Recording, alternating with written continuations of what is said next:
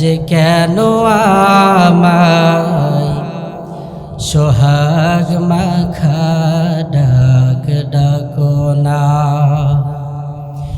আজ কেন আমায় সোহাগ মাখা ডাক ডাকো না। মায়ারা চল দিয়ে কেন আমায় তুমি, মায়ারা চল দিয়ে কেন আমায় তুমি জড়াও না, আজ কেন আমায় সোহাগ মাখা ডাক ডাকো না, আজ কেন আমায় সোহাগ মাখা ডাক ডাকো না। কোথায় হারিয়ে গেলে তুমি, সারাক্ষণ তোমায় খুঁজি আমি, কোথায় হারিয়ে গেলে তুমি, সারাক্ষণ তোমায় খুঁজি আমি। মা বলে এত ডাকি, ডাকি শুনতে পাও না, আজ কেন আমায় সোহাগ মাখা ডাক ডাকো না, আজ কেন আমায় সোহাগ মাখা ডাক ডাকো না। তোমার কথা মনে পড়লে বুকটা ভিজে যায় আখির জলে,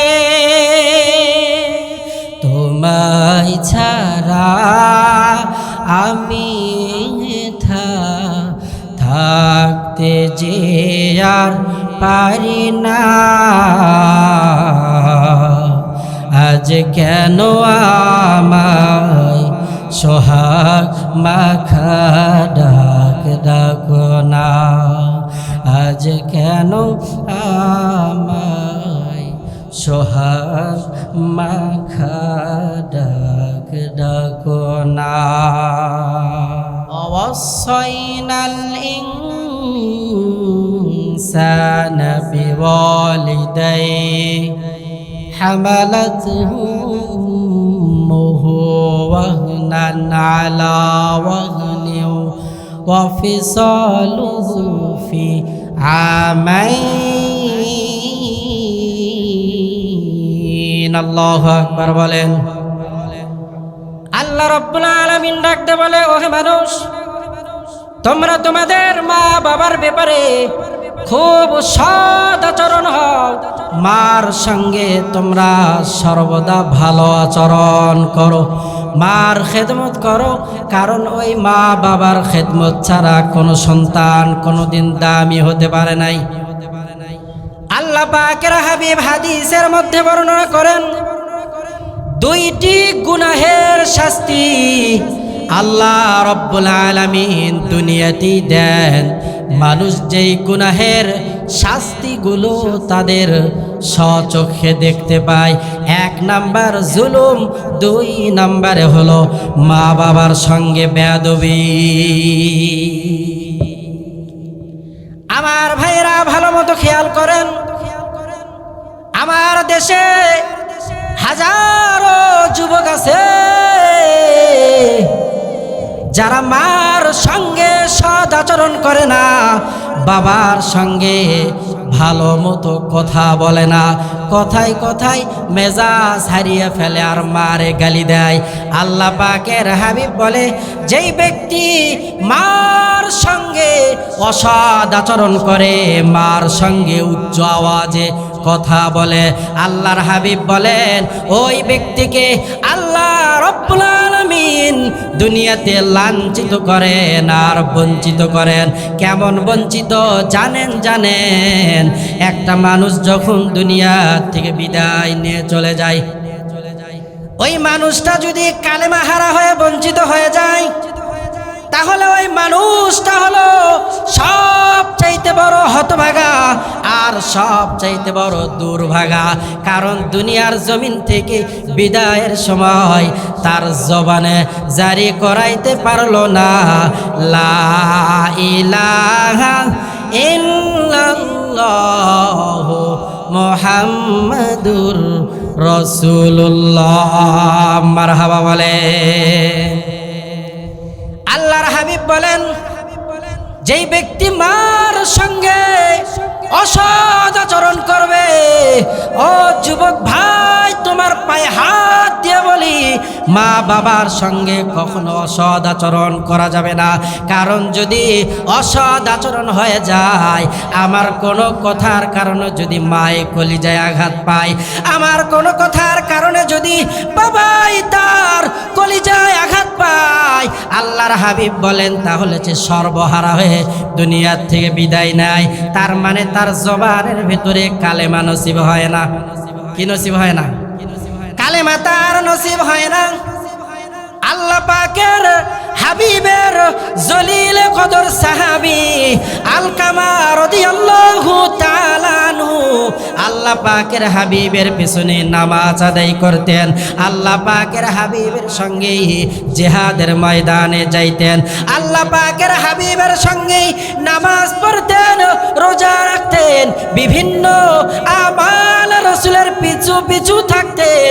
কিন্তু মৃত্যুর শয্যায় যখন আলকামা রাদিয়াল্লাহু তাআলা আনহু শাহিদ, ওই আলকামার জবানের ভিতরে কালেমা বের হয় না।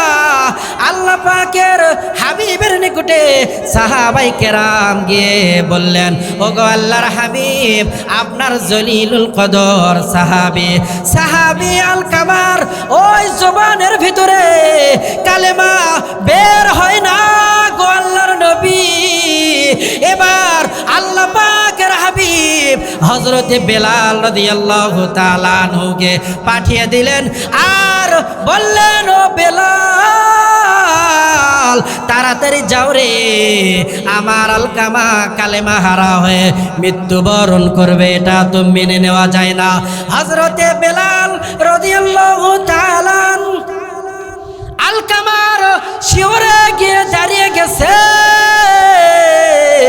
আর কালেমার তলকিন বারবার দিচ্ছে আর বলতেছে, ও ভাই আলকামা কালেমা পড়ো রে, যদি কালেমা না পড়ে দুনিয়া থেকে বিদায় নিয়ে চলে যাও, তাহলে তোমার জন্য ওই জাহান্নামের আযাব অবধারিত।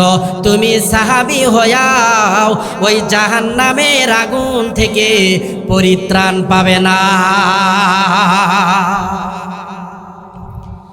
হযরত বেলাল রাদিয়াল্লাহু তাআলা আমার ভাইরা ভালো মতো খেয়াল করেন, ও হাটগাড়ি এলাকার যুবক ভাই, আমি তোমার পায়ে হাত দিয়ে বলি, মা বাবার সঙ্গে হেডা আমার মেজাজ দেখাইও না। যেখানে সেখানে মাতাব্বরি মাস্তানি চলে, কিন্তু মা বাবার সঙ্গে মাস্তানি চলে না। কথা বলেন ঠিক কিনা? মায়ে যদি ডাক দেয়, সন্তান ওঠো ওঠো, মোস্তফা হুজুর আজান দিয়েছে, তাড়াতাড়ি মসজিদের মুসাল্লায় যাও। সন্তানের মেজাজ হারিয়ে ফেলে, মা তুমি আমারে এত ডাকো কেন? একবার মা ডাকে, দুইবার মা ডাকে, সন্তান মেজাজ হারা হয়ে মা বাবারে গালি দেয়। এমন সন্তান এই দেশে আছে না নাই? কথা বলেন, আছে না নাই? অথচ ওই যুবক যখন সারা রাত চ্যাটিং করার পরে মনের মানুষের সঙ্গে কথোপকথন হয়েছে, সকালবেলা নিজ দিয়ে যায় লেবুওয়ালা ডাকতে বলে, এই লেবু, কার লেবু লাগে তাড়াতাড়ি চলে আসো। এই যুবক ঘুমের মাথায় শোনে আই লাভ ইউ। এমন যুবক দেশে আছে না নাই? এমন মাতাল হওয়া যাবে না। মা বাবার সঙ্গে সদাচরণ করতে হবে আমার ভাইরা। আলকামা রাদিয়াল্লাহু তাআলা আনহুরে কালেমার তালকিন দিচ্ছেন। কিসের তালকিন? আমাদের মধ্য থেকে যখন মানুষ বিদায় নিয়ে চলে যায়, অনেকের বাড়িতে যাওয়ার পর দেখি চিল্লা চিল্লি চেঁচামেচি, বাবাই কথা বলো কথা বলো, তাড়াতাড়ি ওঠো না কেন। মেয়ে এসে বাবার কিনারায় এসে কান্না করা শুরু করে। অথচ আল্লাহর হাবিব বলে, মানুষ যখন মুমূর্ষ অবস্থায় ওই বিছানার মধ্যে শুয়ে যায়, তখন মানুষের কানের কিনারায় বৈশা বৈশা কালেমার তালকিন দিতে হবে। কথা বলেন ঠিক কিনা? এই ওয়াজ আপনাকে কে করে? বাবার কিনারা এসে একটা চিৎকার মারলেন, ও বাবা, বাবা মনে হয় দুনিয়াতে বিদায় নিয়ে চলে গেছে।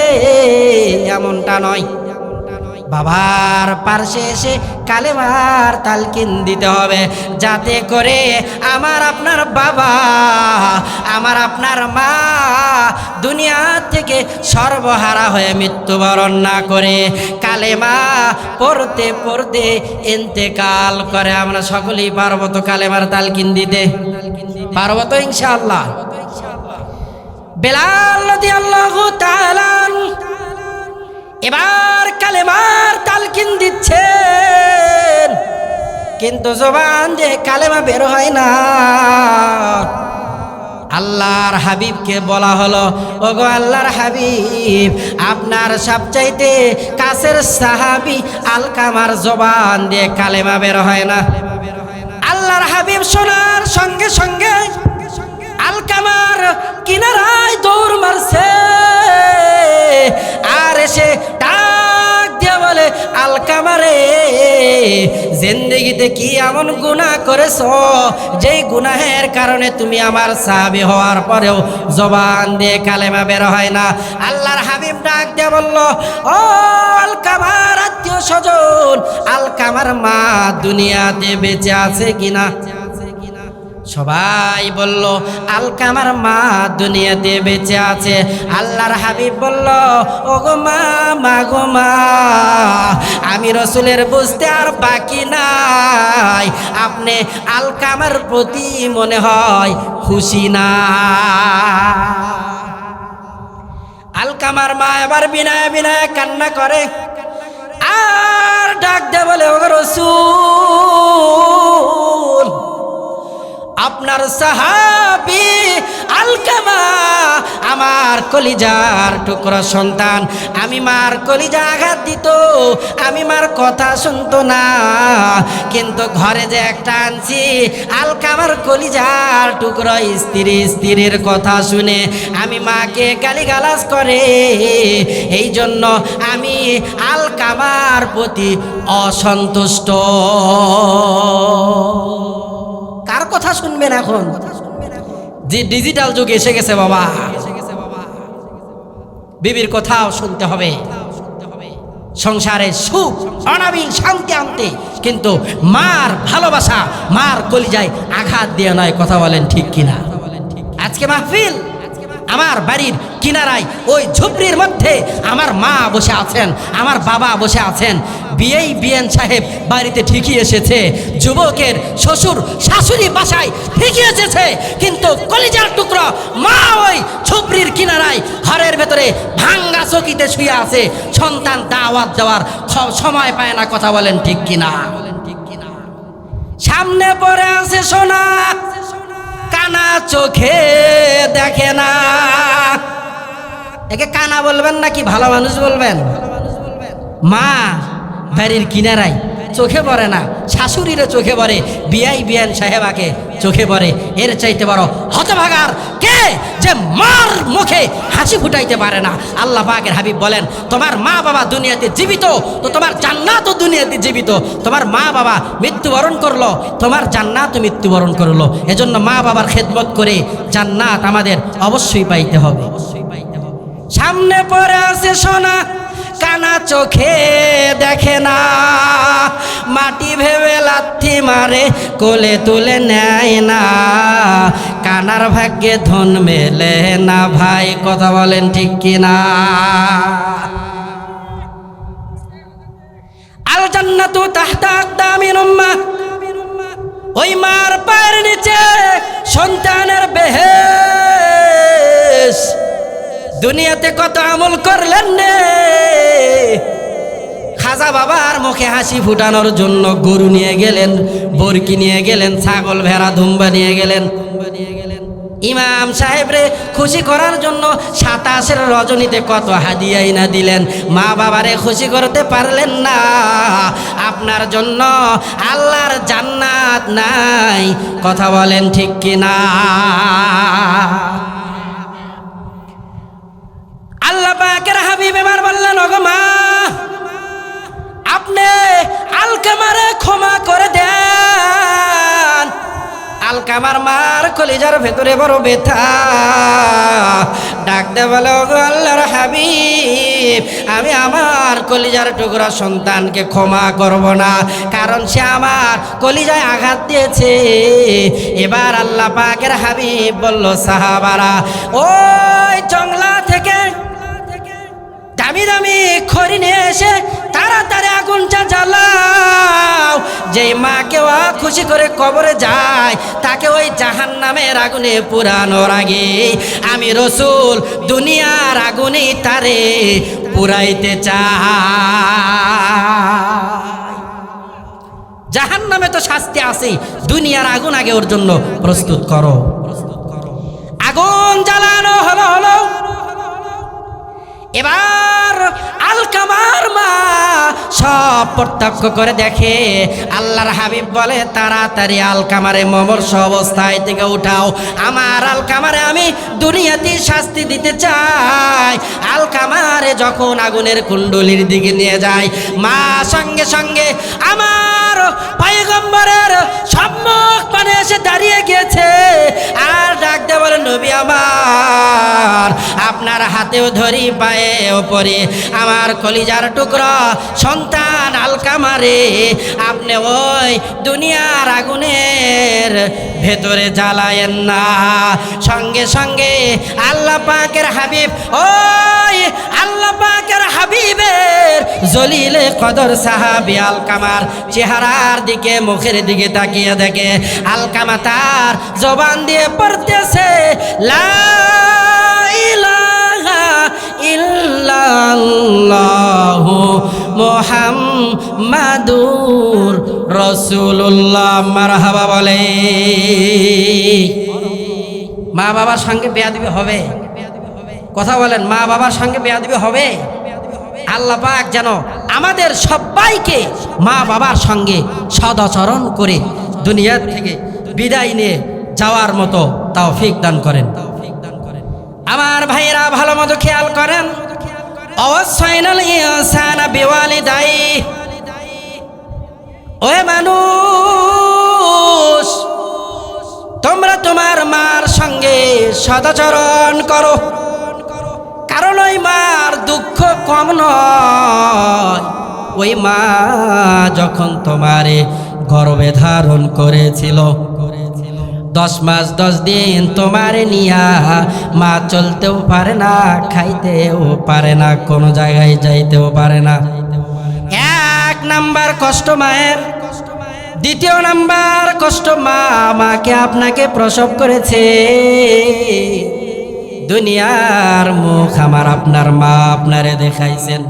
3 কষ্ট আল্লাহ তাআলা কোরআনুল কারীমের মধ্যে বলেন, হামালাতুহু উম্মুহু ওয়াহনান আলা ওয়াহনি ওয়া ফিসালু ফি আমাইনি আনিশকুরলি ওয়ালি ওয়ালিদাইহি।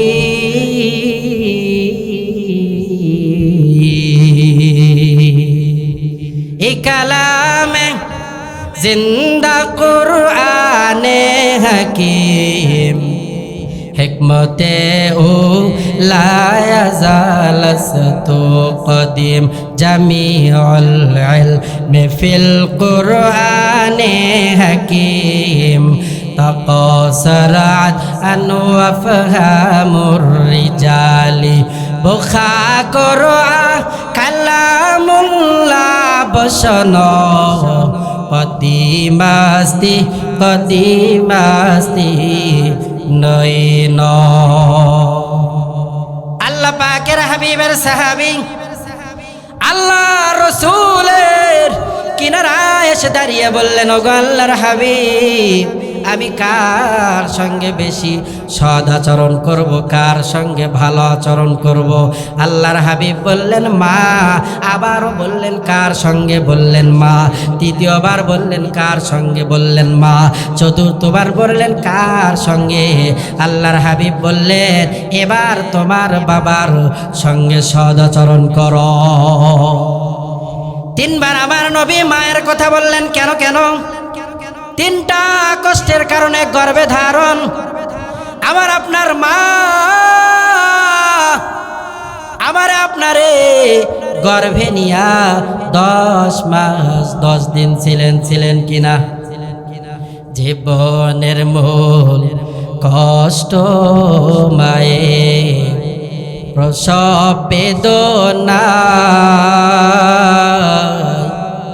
7 আসমান 7 জমিন তখন মায়েরই মাথা। এমন মাকে কেমনে আজি থাকো তুমি ভুলিয়া? ও আমার প্রাণের মা, মা গো মা, কোথায় গেলে মোরে ছাড়িয়া? এমন এতিম আমি মা গো, চায় না কেহ ফিরিয়া। জীবনের মূল কষ্ট মায়ে প্রসব বেদনা, 7 আসমান 7 জমিন তখন মায়েরই মাথা। আমি যখন ছিলাম আমার মায়েরই উদরে, কত কষ্ট করতেন মাগো আমায় গর্ভে নিয়ে। আমার সুন্দর মুখ দেখে মায়, আমার সুন্দর মুখ দেখে মায় ব্যথা গেছে ভুলিয়া। ও আমার প্রাণের মা, মা গো মা, কোথায় গেলে মোরে ছাড়িয়া? জনম দুঃখী এতিম আমি, চায় না কেহ ফিরিয়া। কথা বলেন ঠিক কিনা? কত এতিম দুনিয়াতে ঘোরাফেরা করে, এতিমের মাথায় হাত বুলিয়ে দেওয়ার লোক আছে মুষ্টিময় কয়েকজন। অথচ আল্লাহর হাবিব বলেছেন যেই ব্যক্তি এতিমের মাথায় হাত বুলিয়ে দিল, স্বয়ং আল্লাহ তাআলা ওই ব্যক্তির মাথায় হাত বুলিয়ে দিল। সুবহানাল্লাহ, জোরে জোরে বলেন সুবহানাল্লাহ। আমার ভাইয়েরা ভালো মতো খেয়াল করেন, ওই মার দ্বিতীয় কষ্ট, মা সন্তানটারে প্রসব করেছেন, এরপরে মা তার সন্তানটারে 2-2.5 বছর 3 বছর দুধ খাওয়ায়। কি খাওয়ায় বলেন? কথা বলেন, কি খাওয়ায়? এই মা যে আমার আপনারে দুধ খাওয়ায়, এই ঋণ আমি আপনি জিন্দেগিতে কোনোদিন শোধ করতে পারবো? মায়ের 1 ধার দুধের দাম কাটিয়া গায়ের চাম, মায়ের এক ধার দুধের দাম কাটিয়া গায়ের চাম, মায়ের জুতা বানাইয়া দিলেও ঋণ শোধ হবে না, এমন দরদি ভাবে কে আছে আমার মা। মা ছাড়া সন্তানের আপন আর কেহই নাই। আল্লাহর হাবিব বলেন, আল জান্নাতু তাহতা আকদামিল উম্মাহ, ওই মার পায়ের নিচে সন্তানের বেহেশত।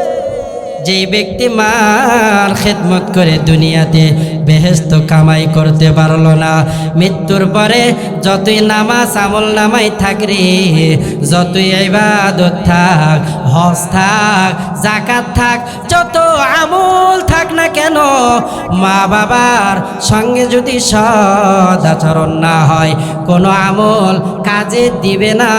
কথা বলেন ঠিক কিনা? মায়ের খেদমত কত দামি!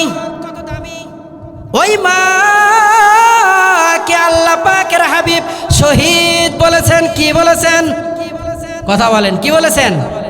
ওই মাকে আল্লাহ পাকের হাবিব গাজী বলেছেন, শহীদ বলেছেন, আর বলেছেন, ও মা তোমাদের জন্য আমি আল্লাহর হাবিব বড় খোঁজখবরি নিয়ে আসছি। সন্তান প্রসব করার সময় যদি কোনো মা দুনিয়াতে বিদায় নিয়ে চলে যায়, তাহলে ওই মাকে আল্লাহ তাআলা শহীদের মর্যাদা দিয়া জান্নাতের ভেতরে দাখিল করায়া দেয়। চিল্লায়া বলেন সুবহানাল্লাহ। একজন শহীদ দিনকে জিন্দা করার জন্য, দিনের জন্য নিজের জানটাকে আল্লাহর রাস্তায় বিলিয়ে দিয়ে শহীদ হয়ে গিয়েছেন। তার যেই মর্যাদা, একজন মা সন্তানকে প্রসব করতে গিয়ে যদি বিদায় নিয়ে চলে যায়, আল্লাহ পাকের ডাকে সাড়া দিয়ে আল্লাহর হাবিব বলেন, ওই শহীদের যে মর্যাদা, এই মায়েরও একই পরিমাণ মর্যাদা। শহীদ জিহাদের ময়দান থেকে গাজী হয়ে ফিরে আসতে যেই মা তার সন্তানকে জীবিত প্রসব করতে পারলো, আল্লাহ তাআলা ওই গাজীর যেই মর্যাদা, আল্লাহ পাক এই মাকেও একই রকম গাজীর মর্যাদা দান করে দেয়। সুবহানাল্লাহ বলেন। এই জন্য মা বাবার খেদমত করতে হবে আমার ভাইরা। আল্লাহ পাকের হাবিবের সাহাবী যুদ্ধের ময়দানে যাবে, যুদ্ধের দামামা বেজে উঠছে। আল্লাহর হাবিব ওই সাহাবীকে বলছে, ও সাহাবী তোমার জিহাদের ময়দানে যাইতে হবে না, কারণ নবী আমার জানে তার বৃদ্ধ মা বাড়িতে এখনো জীবিত আছে। এবার সাহাবী একবার আল্লাহর রসুলের সম্মুখ পানে এসে দাঁড়িয়ে যায় আর ডাকতে বলে, ওগো নবী জিহাদের জন্য আমাকে আপনি নিষেধ করবেন না, আপনার হাতেও ধরি পায়েও পড়ি। এবার দ্বিতীয়বার আবার আল্লাহর নবীকে রিকোয়েস্ট করে। তৃতীয়বার আল্লাহর নবীজির মুখটারে ফিরিয়ে নিয়েছে। এইবারও আল্লাহর হাবিব তার মুখটারে ফিরিয়ে নিলেন। এবার সাহাবী জিজ্ঞাসা করলেন, ওগো আল্লাহর হাবিব, আপনি বারবার আপনার ওই সুন্দর চেহারাটা ফিরিয়ে নেন, কারণটা কি নবী? আল্লাহর হাবিব বলল, ওগো সাহাবী, তোমার মা দুনিয়াতে জীবিত আছে রে, ওই জিহাদে যাওয়ার চাইতে তুমি যদি তোমার মার খেদমত করতে পারো, তাহলে আল্লাহ রব্বুল আলামিন ওই জিহাদ করনেওয়ালাদের যেই সব দান করবে, আর তুমি বাড়িতে বইসা বইসা তোমার মার খেদমত করার কারণে আল্লাহ তাআলা তোমার আমলনামার মধ্যে একই সম পরিমাণ সব দান করবে। সুবহানাল্লাহ বলে। আমার ভাইরা, আজকের আলোচনার বিষয় হলো বিররুল ওয়ালিদাইন। ভিন্ন দিকে আমি যাইতে চাই না। ওই মা বাবা আমার আপনার এত আপন, মা বাবার চাইতে দুনিয়াতে বড় আপনার কেউ আসেনি? কথা বলেন, কেউ আছে? মা বাবার চাইতে বড় আপন আমার আপনার আর কেউ নাই। খালা আছে, ফুফু আছে, কিন্তু মা বাবার চাইতে আপনার কেউ নাই। এজন্য মা বাবার কলিজায় যেন কোনোভাবেই আঘাত না যায়। জীবন চলে যাবে কিন্তু মা বাবার কলিজায় কখনো আঘাত দেওয়া যাবে না। আল্লাহর হাবিব বলেন, দুই ব্যক্তিকে আল্লাহ তাআলা দুনিয়াতে আযাব দেয়। এর মধ্যে এক নাম্বার যারা জালেম, দ্বিতীয় নাম্বার যারা মা বাবার সঙ্গে অসৎ আচরণ করে, মা বাবাকে কষ্ট দেয়। যারা জালেম তাদের গজব আর আযাব এই দুনিয়াতেই হয়। কথা বলেন ঠিক কিনা? জালেম আমাদের দেশে ছিল কিনা? যারা জালেম তারা এদেশ থেকে পালাতে বাধ্য হয়েছে। আর আমরা যারা মজলুম আছি, আমরা সোনার বাংলায় এখনো বুক ফুলিয়ে কথা বলি মাহফিলের প্যান্ডেলে। আর যারা জালেম জুলুম করেছিল, অন্যায় করেছিল, অন্যায় করে জুলুম নির্যাতন করেছিল আমাদের উপরে, তারা আর এই দেশে নাই। কথা বলেন ঠিক কিনা? কারণ আল্লাহ পাকের হাবিব বলেছে, যারা জালেম তাদের বিচার দুনিয়ার মানুষ তাদের স্বচক্ষে দেখবে। কথা বলেন ঠিক কিনা? এর চাইতে বড় যেই রকম জুলুম নির্যাতনার নিপীড়ন সহ্য করেছি, যে রকম আমাদের উপরে অত্যাচার জুলুম নির্যাতন করা হয়েছিল, এটা সেই জাহিলিয়াতের বর্বরতার অসভ্যতা সহ নমরুদ ফেরাউনের শাসন আমলকেও তারা বৃদ্ধাঙ্গুলি প্রদর্শন করিয়েছে। কথা বলেন ঠিক কিনা? ইতিহাস থেকে শিক্ষা গ্রহণ করো। যদি শিক্ষা গ্রহণ না করো, আগামীতে এর চাইতে আরো ভয়ঙ্কর পরিস্থিতি হতে পারে। এদেরকে পালাতে দেওয়া হয়েছে। আগামীতে যারা এদেশের সোনার বাংলার মানুষের উপরে যারা জুলুম নির্যাতন আর নিপীড়ন চালাবে, তাদের এর চাইতে বড় খারাপ পরিণতি হবে। কথা বলেন ঠিক কিনা? বলতেছিলাম, খালা ফুফু মায়ের মতো নয়।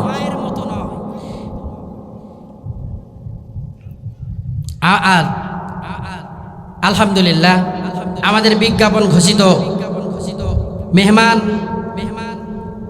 মাওলানা মোহাম্মদ ওমর ফারুক বিন নুরি বড় ভাই চলে এসেছেন। কথা রাখবেন ইনশাআল্লাহ। আপনারা সকলেই ধৈর্য সহকারে আলোচনা শুনতে পারবেন তো ইনশাআল্লাহ? তো যাই হোক, আমি বলতেছিলাম মা বাবার আজমত, মা বাবাকে সম্মান শ্রদ্ধা করতে হবে। দুইটি আযাবের শাস্তি আল্লাহ পাক দুনিয়াতেই দান করেন। এক নাম্বার জুলুম, যে জুলুমের শাস্তি আমরা স্বচক্ষে দেখতেছি বা আরো আগামীতে দেখবো ইনশাআল্লাহ। আর আরেকটি হলো মা বাবার সঙ্গে যারা অসৎ আচরণ করে, তাদের শাস্তি দুনিয়াতেই হবে। এজন্য আসুন আমাদের সকলকেই একতাবদ্ধ হয়ে জুলুমের বিরুদ্ধে দাঁড়াইতে হবে। আমাদের সকলকেই একতাবদ্ধ হয়ে ন্যায়ের পক্ষে দাঁড়াতে হবে। আমাদের সকলকে একতাবদ্ধ হয়ে কালেমার পতাকা উড্ডীন করে ধরতে হবে। জীবনে অনেক রক্ত দিয়েছি আমরা বাঙালি, মার্কার জন্য রক্ত দিয়েছি, নেতার জন্য রক্ত দিয়েছি, নেত্রীর জন্য রক্ত দিয়েছি। প্রতিফল আমরা এখন ভোগ করতেছি।